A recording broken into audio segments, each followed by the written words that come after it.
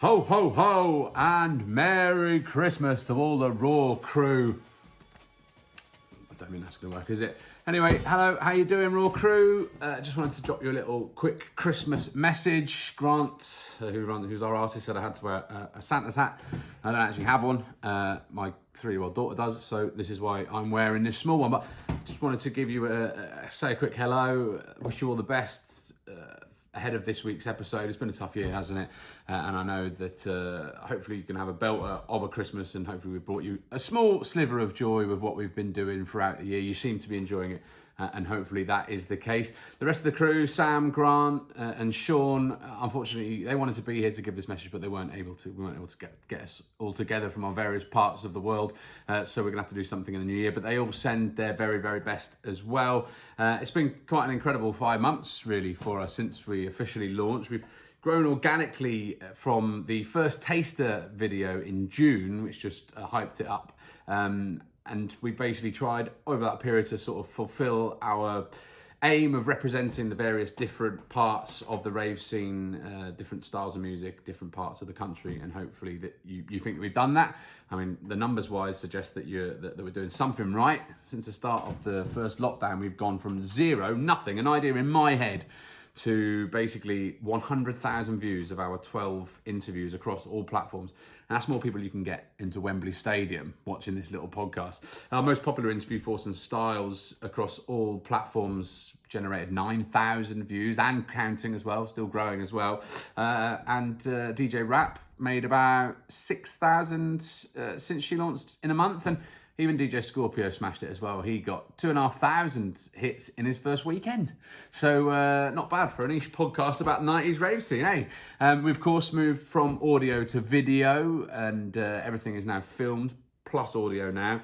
And I'm obviously the main host. A few people said that they didn't know how that would work, but since then people have said it has worked. So hopefully I've put those concerns to bed and you're still very much enjoying it. Thanks to Sam and Sean for all their hard work putting together those videos. The production is really high and they've got such great standards, and so I'm delighted to have them on board doing our video, doing our audio, and keeping those standards very high as I sort of do the duties here in front of the camera. And also thanks to anybody who's listened and watched those and sent us nice comments as well, because they mean an awful lot to us. We've also raised £3,000 on the crowd fund, which means that the podcast now washes its own face. It breaks even in terms of paying expenses. That's an amazing news, and thank you ever so much to all those of you who have donated. Those donations, if you can keep making them, they will keep this show on the road. They'll pay for us to travel around the UK and hire equipment where we need it to interview all of your 90s rave favourites. And so if you want to donate, you can do so, please. GoFundMe.com/the 90s rave podcast. That's GoFundMe.com/the 90s rave podcast. Even a bit would help. And cheers to all those of you who have helped us research as well and contact potential guests and sorted them out. You know exactly who you are. Respect to you. Thank you very much, guys. Without getting too much up our own arse here, it does feel like we've started something quite special, and we've been trying to chronicle a scene that sort of hasn't really been chronicled because it was all pre-internet, and it feels a bit like we're keeping those amazing moments from the 90s rave scene and those amazing memories, keeping those alive, and hopefully keeping them in a form where they'll stay forever for people who are interested at any point in the future. And one of the most heartening things about this whole podcast has been seeing the reaction from you guys saying, thanks for bringing this to us. We didn't know a lot of this stuff. It's great. And particularly, we've had messages from people as young as 18 saying they absolutely love the 90s rave scene, and but they didn't know anything about it. All their mates aren't interested, obviously, but they are delighted that we've brought them some of the detail and history and biographies of some of these people that they love so much but don't know a great about. That's been brilliant. And we've even managed to get a 13-year-old producer, DJ Seamer. He makes 90s rave influence music. We gave him some fantastic exposure on the podcast, and now he's created his own album, which he's put out through Chris Pursuit Murrey. This is Nu-Rave. So it feels like we're sort of helping as well to sort of grow the scene, get new young bods into it, and they're ultimately going to be the future when we're all sort of on our deathbeds and we can't go raving anymore. These are the people that are keeping it alive. So it really feels like we've helped in that sense as well, which is just been really fantastic. I feel really pleased that we've been able to. As for looking ahead, the new year is going to bring a whole load of exciting stuff, including our first MC interviews. We're going to build January MC month. Might come up with a better name than that, but basically we've got MC doing a 2-part interview. I've recorded it. He doesn't pull any punches, and I ask all about the questions that you said I wouldn't ask. Well, I do, because that's what we do on this podcast. Raw gets to the bottom, gets to the crux, gets to the heart of the 90s rave scene and all of the people that were involved in it. Plus, we've got an interview with MC Flux, who tells a story about rave that is so utterly jaw-dropping, you won't want to miss it, so keep an eye out for that. And we're also in talks with one of the biggest and most legendary hardcore MCs of all time, to finish off that. A lot of you have been asking for this person, so fingers crossed we get it sorted, and that will be coming in January as well. After that as well, we're going to be having a chat. We've done it already. Grant Asarts joined me for a chat with Junior Tomlin, the Salvador Dali of rave. Loads of you will have had his flyers on your wall in the 90s. And we're also booked in to interview one of the biggest rave promoters of the 90s, who's got an amazing life, an amazing story. So again, fingers crossed we can get that sorted in January, and that'll be rolled out in the new year. Plus, we're going to be running our first major competition, where you can win some fantastic prizes that you will definitely want to get your hands on. So again, keep your eyes open for that coming in the new year. And we're also due to be on the radio as well soon. Unity DAB is a new radio station devoted to dance music, underground dance music, house, garage, old school, rave. They've given us our own show. They're going to be playing out our podcasts. Fingers crossed that happens as well soon. We're talking to them about rolling that out. It's going to be Monday nights, 8 till 10 o'clock. It'll be me presenting a show with my old mate from TalkSport, Jed Mills, for the first sort of hour. And then in the second hour, we're going to be playing out episodes of Raw. And there's loads of big names going to be involved in Unity DAB. So if you haven't seen it, it's live already. It's on DAB in London and nationwide on the internet. They've got some great names involved, so check it out. I'm sure you'll be into that as well. Plus, we've got a few hopes for some side projects as well, but we won't go into those just yet because nothing's sorted. But what I will say is none of this is going to be possible without your ongoing help. So please do help us in any way you can, be it donating at GoFundMe, or even just liking, subscribing, even telling us you like what we're doing and making suggestions for future guests. We read every comment that you leave.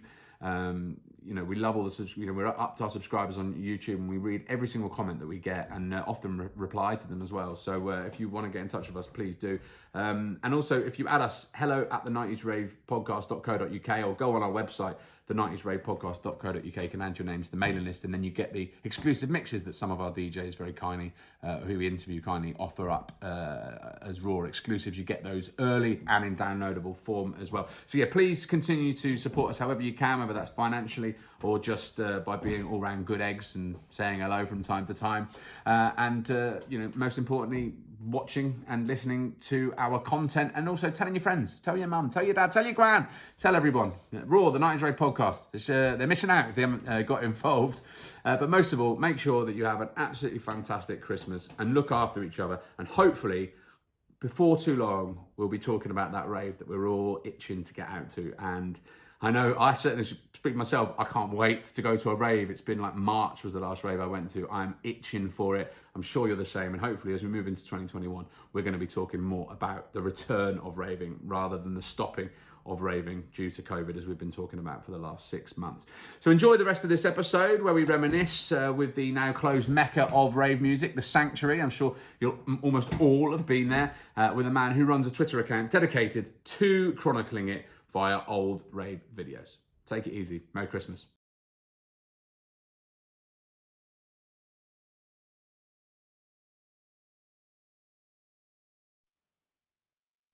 Well, hello and welcome to another edition of More Raw. This is Tom Latcham, your host. How you doing? A lot of you, almost all of you, I would say, will be interested in our next guest, because almost all of you will have been to this place.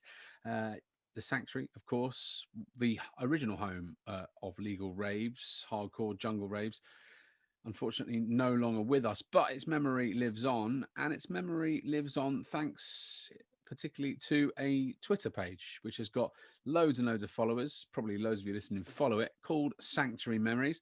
And I thought, you know what, let's get the bloke on who runs the page and see why I set it up and why it's proved so popular. So let's introduce now Adam Brooks. Hello, Adam. How you doing?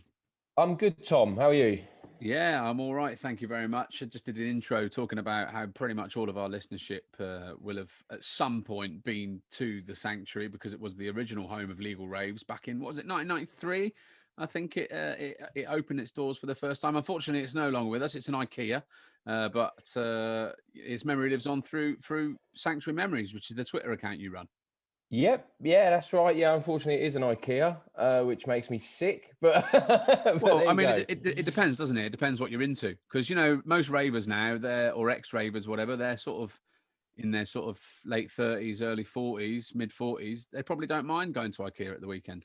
And doing flat pack furniture on a Sunday afternoon. Of course. Well, I mean, it's just not quite the same, is it? But whatever keeps you busy at the weekends, I suppose, when you're too old and you've got kids and you don't want to go raving anymore. So, tell us a bit about Sanctuary Memories for those who don't know what it is, and if you want to look it up, you just go to Sanctuary Memories on Twitter. For those who don't know what it is, tell us about it. Yeah, me and a friend of mine, Sam, we're digging out some old VHSs and getting that familiar feeling of nostalgia, watching blokes with long curtains and bomber jackets on, and we decided to start digitizing things, and we've been digging deeper and buying a few more on eBay. And I thought other people will want to see that this stuff's out there, and a lot of the stuff, I spoke with John Huckle, Triple X Promotions, and he said he's actually lost a lot of original footage through what's the word I'm looking for? It being in his loft and just getting damp, and so it was started to become a bit of a mission of ours. Let's get this stuff digitized and let's get it out there on the internet so it can live forever, really. So what was it that that first made you think I'm going to do this and I'm going to devote, I mean, not your life, that's probably an overstretch, but a significant portion of your life to digitizing all this video and getting it out on the internet?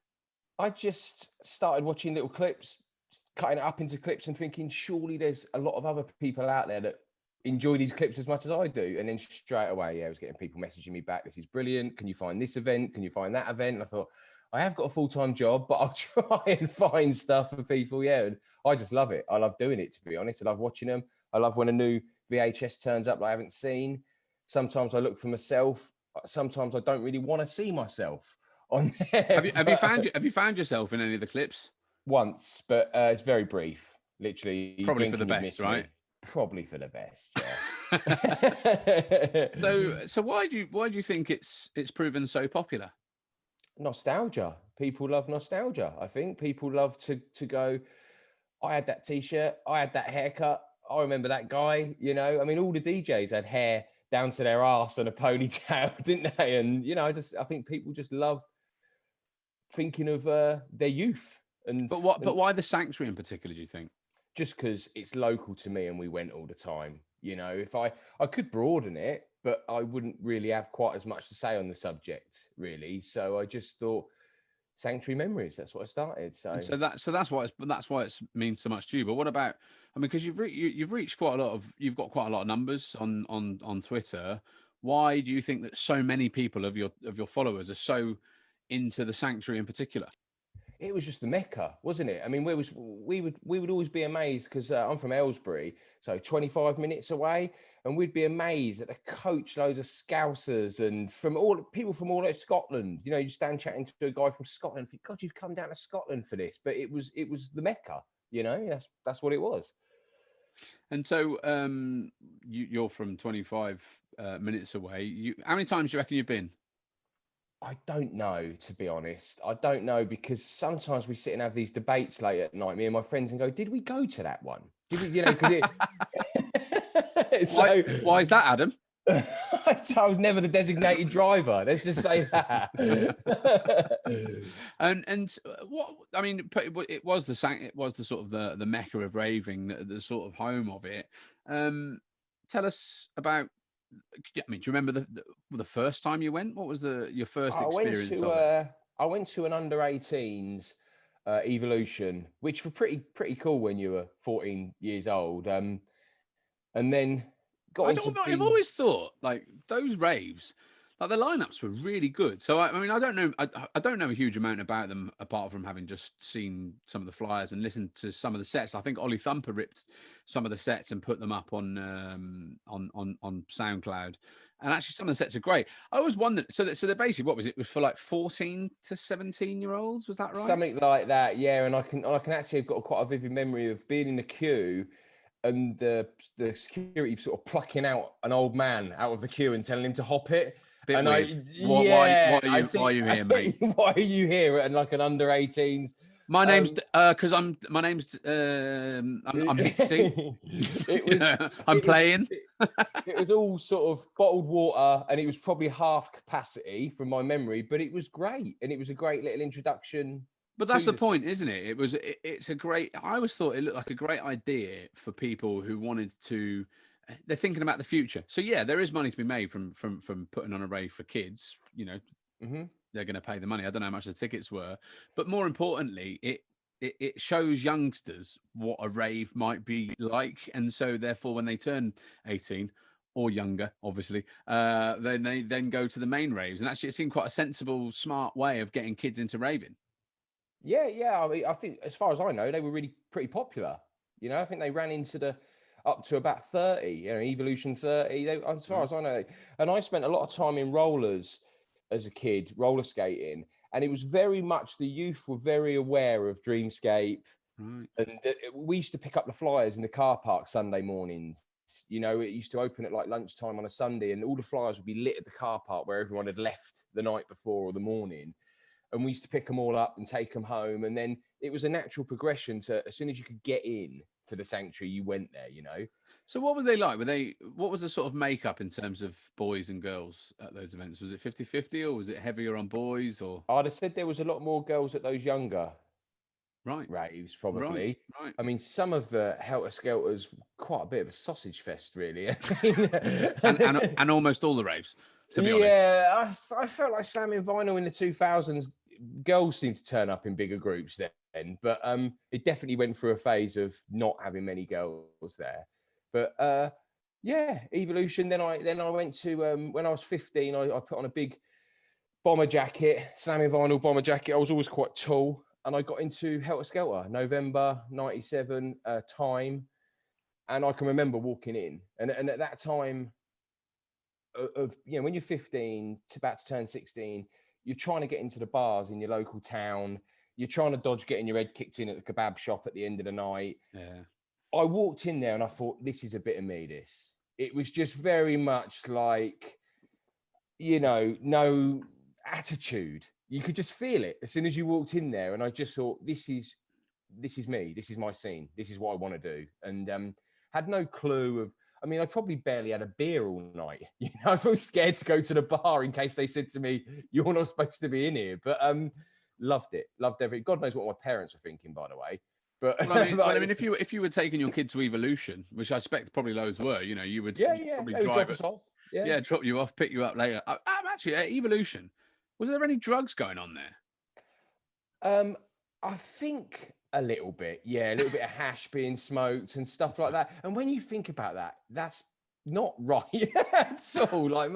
But no pills. You don't think there was anyone on pills at that sort of young age? I wouldn't have known. I've got to say, at that age, I think I was pretty clueless. Yeah, I just loved the energy of the music, and was aware of. I think they were smoking a joint. That's probably. I always thought, do the MCs sort of have to tone it down a bit? They can't MC about MC often MCs about being buzzing and whatever and taking pills and blah blah blah whatever and make some fucking noise whatever. All the MCs are like that, but it's like, are you allowed to do that at an under 18? I reckon that's got to be a good question for you to ask one of them in one of your interviews, because they must have been told, surely, just tone it down just a notch. Yeah. There you go. Oh, sorry, guys. Sorry, I didn't mean to sweat. And I also remember at that Evolution I went to was Mr. Motivator was there, and at that time I thought it was the guy off of GMB. What, as an MC Motivator, you mean? Yeah, and he used or the fake Mr. Motivator that they put on stage sometimes. The guy that mimicked the fitness guy off of Good Morning not MC, because there was an MC Motivator as well, who was terrible. But it's a different person. But there was a Mr. Motivator. I think they got threatened to be sued or something. Someone threatened to sue them for like faking up this. That's what I was going to say. Could be an urban myth, to be honest. I thought it was the real guy, and I've read online many times since. No, they got told to cease and desist. Like, so I don't know. I mean, One Nation had a fake Queen on. I don't think the Queen got in touch and said, "Can you cease and desist?" Because there are people who think that the Queen actually turned to Helter Skelter. Ganked out to DJ Zinc. And so, what were your best raves there at the Sanctuary? I've got a very fond memory of New Year's Eve 98, 99. I think it was called the Final Countdown. Got fond memories of that. And I think a lot of those fond memories come from your age, you know, and all of your mates being there. And everybody will always have a different fondness. I think a lot of it comes down to age. We get grumpy and we say, oh, it's not like it was in my day. And actually, it probably is if you walked in there with the same attitude you had when you were 18, you know, like, but yeah, I definitely remember that New Year's Eve being great. And I've got to say, I know we're on a 90s rave podcast, but a lot of the early 2000s slamming vinyl stuff was fantastic. Yeah. Well, anyone who's listened to this podcast for a while knows that I didn't start raving until 2000, which sort of makes me wholly unsuited, frankly, to present in the 90s rave podcast. But as I've pointed out in the past, I used to interview footballers, but I'm shit at football, so I don't think that it necessarily is important. What's more important is, you know, understanding and being into it or whatever. But you know, I mean, all of any memory that you'll ask me about the Sanctuary will all be post 2000. But you know, it still went on. It went on. When did it shut? 2005. 2004, I think. Right. I think it was May 2004, and I did go to that last one as well. Did you? And I actually thought it was all over. I'm sure I went to one of the last ones, and then it turned out not to be the last one. And I was like, well, I'm not going to keep going to the one they say is the last one on the basis that it might be the last one. I think they did a little slip of the tongue, where they did an accelerated culture that was the last one in inverted commas, and they kept sort of slipping in small print the last only drum and bass only thingy. You know, and there was I think I went to the last ever. I think I went to the last Hardcore Heaven, and they were like, "It's the last one. It's the last one." You know? Okay, nice one. I'll definitely go. And then I was like, "Oh, it's not the last one. I'm not going to keep going to the last one until it isn't the last one anymore." Any bad times that you've had there, like, or was it always a good time? I got nicked there. It depends how badly you were treated by the police. The police were great. The bouncers are not great at the Sanctuary. I was back in and cautioned and back in the rave on the dance floor, all within about half an hour. Oh, really? Good and work. My mates were really concerned. They were all still dancing, and the bouncers were going to do this and that to me, and I was like pretty much crapping my pants, if I'm honest. But that was a bad time. And I once didn't make it in. Yeah, we've had that before. Yeah, well, I didn't make it in at all, and I was basically the only one out of my group that didn't make it in, and I was basically standing in a car park in Milton Keynes. To be fair, I was the driver, so it wasn't the end of the world, but my girlfriend was in there, and she was like, "Do you mind if I stay?" And I was like, "No." No, like you can't just let me drive home on my own while you go in there and have a party with my mates. But she definitely would if she was given a choice. But in the end, she did. I've seen many a man in the queue swapping clothes with people and then queuing again because they didn't have any ID and you know why not? Because there's like 4 or 5 different search lanes. I've seen many people doing that. Yeah. But I think that was probably the worst. I mean, that's got to be the worst one for me. Is the one I didn't make it into. Best one I went to. Because it's post 2000s, people would be like, well, whatever. But the best one I went to was actually, it was actually a bit of a shit rave, if that makes sense. But it was Future Vibe, so it was Future Dance meets Vibalite, and it was wicked because Future Dance always played my sort of music, which at the time was freeform. That sort of stuff, like, so I was into that, and there was a great moment. I was just like, because they had a really big production. Unfortunately, the problem was the trains weren't running from London, so it was half empty, it was dead, but it was a really great high production. It was the last Future Dance they ever did because they basically screwed themselves through that, and they didn't have the money to put on another one, which is a huge shame because I've been to like loads of previous Future Dances.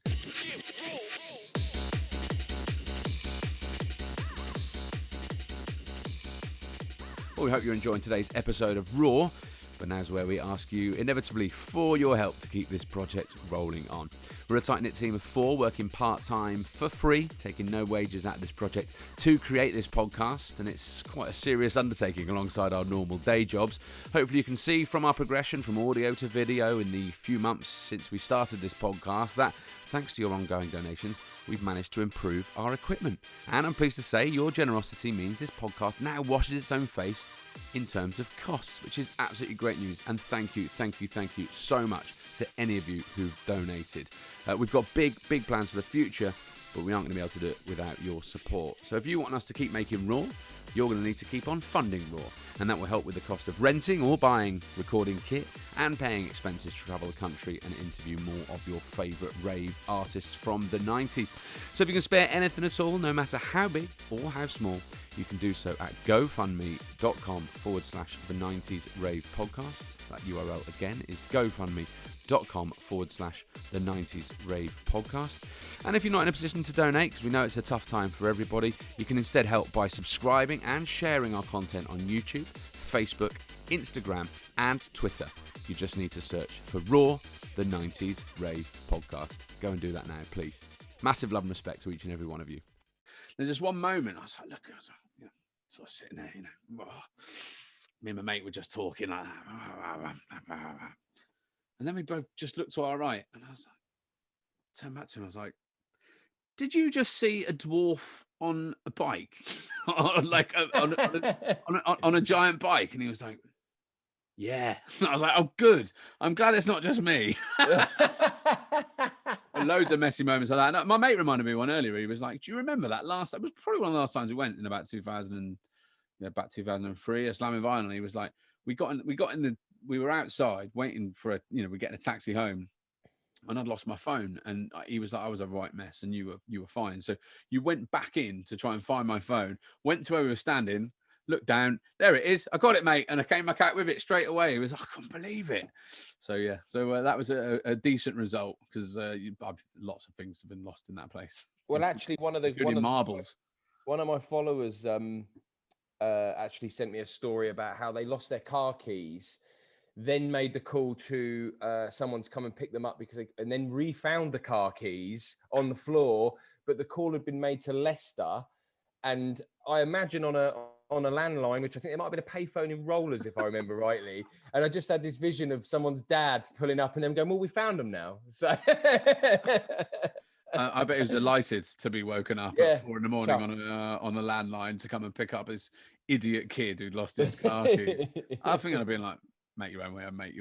You'll be all right. I'm not coming to get you.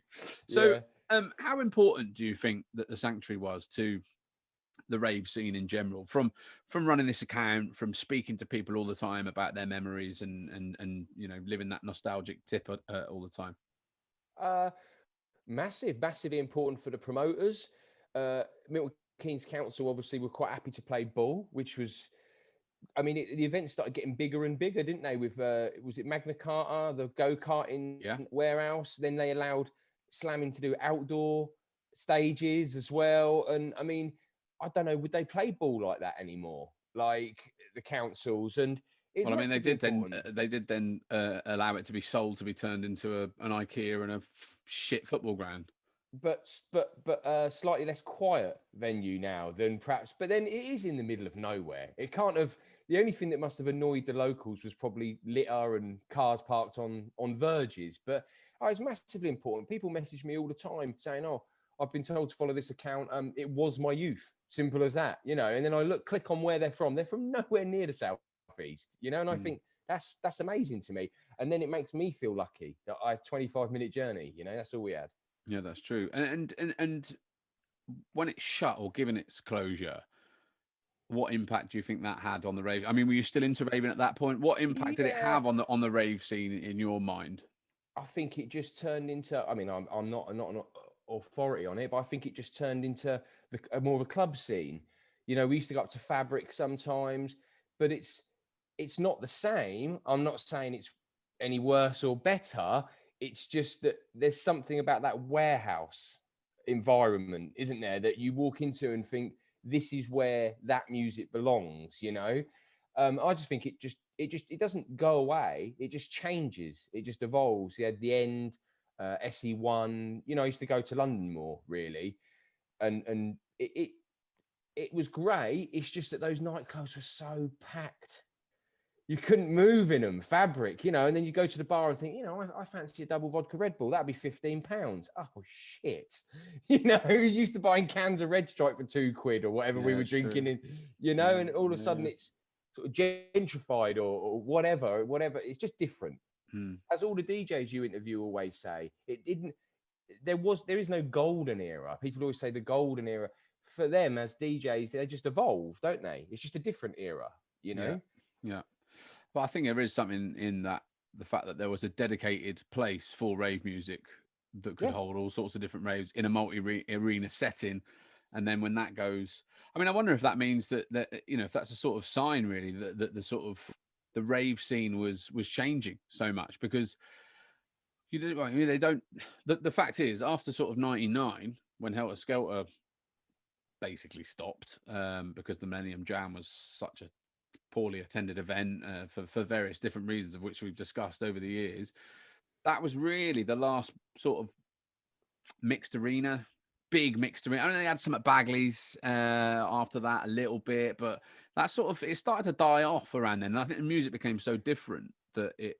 And I think, as you've said in other episodes, hardcore started to die on its arse a bit post 99 as well, and you just then got, everything was dedicated to D&B, which suited me. I was definitely a junglist anyway. I did go to, do you remember they did a couple at the ice rink in Milton Keynes? Yeah, I went to a hardcore rave there. In fact, I got, afterwards, it was upstairs at the ice rink. It wasn't in the main arena. It was just in the upstairs, and the car broke down and I got stuck on the motorway between Milton Keynes and London, and I had to call my mate's mum to come and get me, and she did as well. So yeah, I do remember. Proud moment. Sorry, Jean. She won't be listening, but my mate Paul might be. So if Paul's listening, just apologise to Jean. I'm sorry about that. In fact, MC Watsy afterwards, because I was mates with him, he did a rhyme about me getting stuck on the motorway, which I was always quite proud about. Even claim to fame. Well, I'd rather have not been stuck on the motorway, to be honest. I'd have eschewed the rhyme for just getting home into my bed. But yeah, I did. So what did you go? What sort of raves did they have there afterwards? Well, they did someone with better knowledge than me. They did a Helter Skelter. I think it was an Energy 2005 or whatever it was. But I don't know whether it was a Dave and Penny production. I'm not really sure what was going on with Helter Skelter at that time. I remember it being quite good. And then that seemed to die a death. It was well attended, but I don't know whether that was to do with MK Council. I know there's a lot of places in Milton Keynes now because me and my buddy Sam have looked at putting on events in the past that are a strict no. Once you say the R word, they've got a MK. Don't say the R word then. No. If you put on a band, I think you're fine. But MK Don's stadium has got a Marshall Arena in it. It's got a concert arena. And yeah, that phone call lasted all of 15 seconds of, can you do all-nighters? No. Okay. Well, that's an ever like an ongoing problem. I mean, most councils, I mean, you look at like Hackney or whatever, they basically don't allow any nights. So I wonder what the value of that is. It's like, all right, fine, you know, you've got locals there, but what sort of area are these people living in? They're living in boring, sterile areas. I mean, we've got no events at all at the moment, so it's sort of a moot point, but it's true, you know, people they want to move to an area where it's lively and buzzy, and then they want to stop the things that are lively and buzzy. It makes no sense. Go to bed at 9:30. Yeah, well, why don't you fuck off? And so for you, what was your favourite DJ or set to play at the Sanctuary over the years? I was always a fan of Nicky Black Market. I just like that sort of Congo natty, sort of reggae jungle. So I like Black Market, Foxy, Fearless, whoever he was with, really. Always liked MC, which I'm looking forward to your interview coming up with him. Yeah, that was who we looked at. Hype, always liked to hype.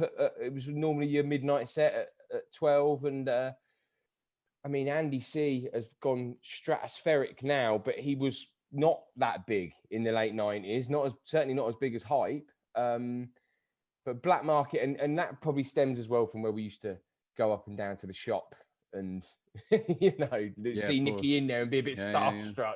I would think, well, as we talked to Ray Keefe about, and yes, and he mentioned, I think in terms of the hardcore, I think like because I was into it after sort of the start of the 2000s. Science Storm they were always the attraction, I suppose, the sort of star attraction. But my abiding memory is New Year's Eve 2001, I think. And I went with my mate Simon, who's sadly now not with us. And in fact, he died a couple of years after this. So, we'd only really just started going raving, and it was just about to go to New Year's, like the midnight on the New Year's. And so we found a spot, which was sort of, we clambered on top of this. It was like a ledge. I don't know why the ledge was there, but we found this ledge above where you'd sort of, there's a standing deck at the back. And we stood on top of that. Then we got on this ledge and we were sat there. And I don't think you'd get away with it these days. And that's, with sort of, I don't want to sound like Richard Littlejohn, but with the health and safety stuff, I just don't think you'd have got away with it. And we just sat there, and they dropped the midnight track, and it was Vibes and Lively. And we just saw the whole crowd, and it was packed as well, just going mad. And we just looked at each other and we were like, this is it, mate. This is it, man. I love you. I love you. And he was like, I love you too, man. And it was just one of them moments. Yeah. And even though, he's not with us anymore, it's a memory that will last fondly in my memory forever.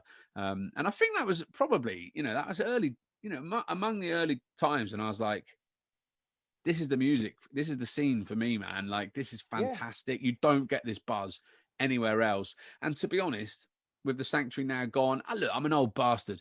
Like, I'm an old miserable git, and I do like day raves now, and I do like going to I'll go to smaller events.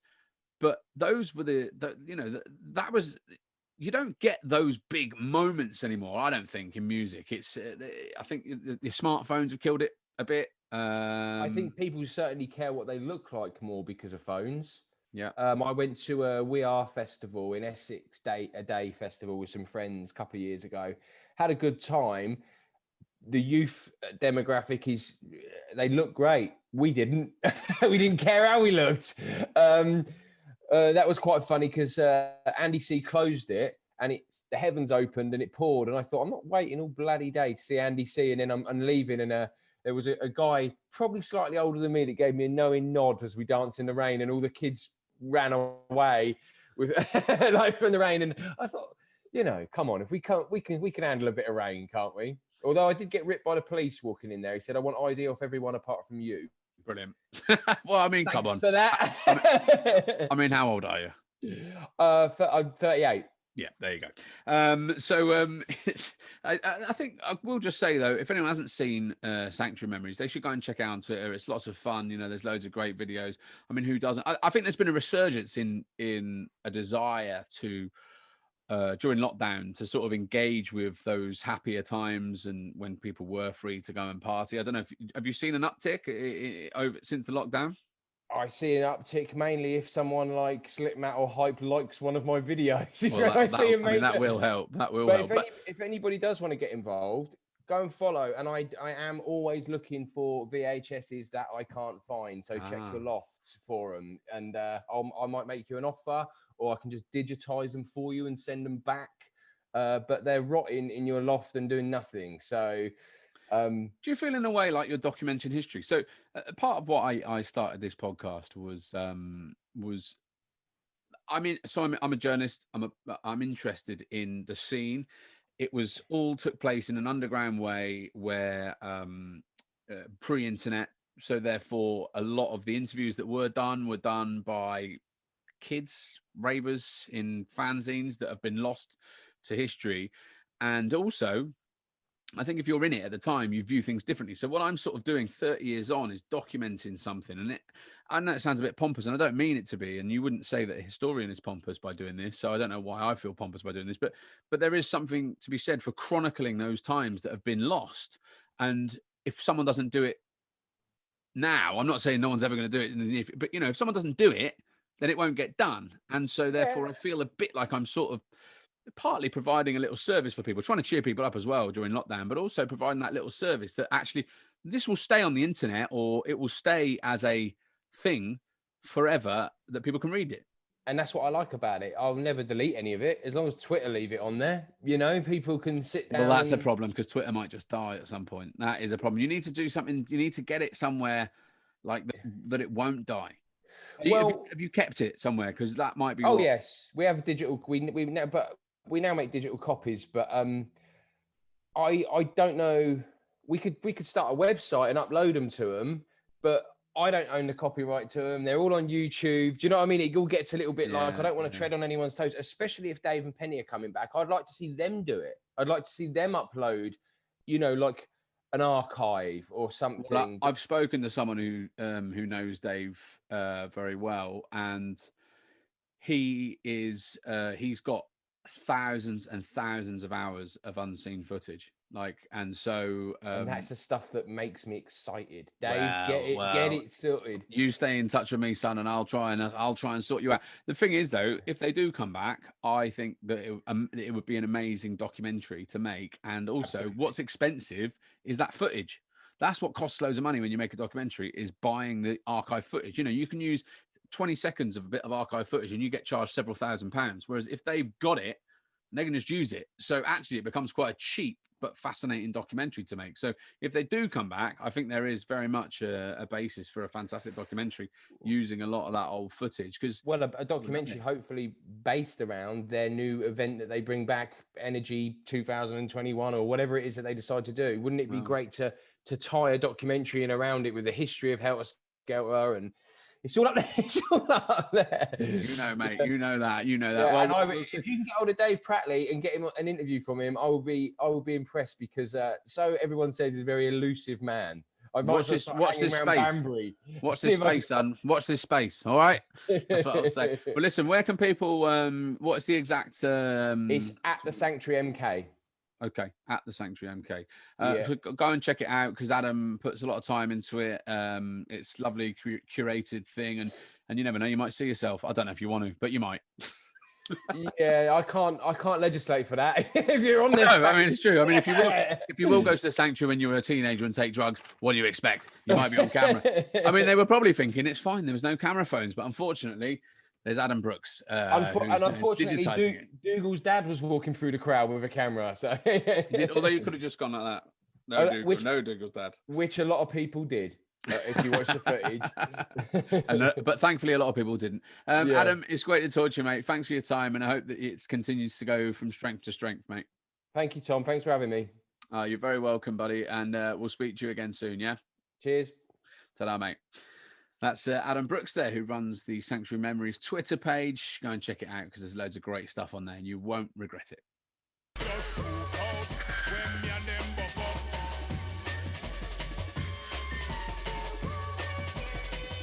Well, we hope you've enjoyed the latest episode of Raw. We've certainly enjoyed making it and bringing it to you, and we want to make more. But to do so, we are going to need some of your help, I'm afraid. We are just normal people with normal jobs. This is a hobby, and not a very well paid one at that. In fact, it's not paid at all. We've invested quite a bit of our money to keep this show going, but we could really use some of your help as well. Any donation, big or small. We know it's a difficult time for you all out there. It's a difficult time for all of us, but any donation you can give, whatever size, will help us go towards improving our kit.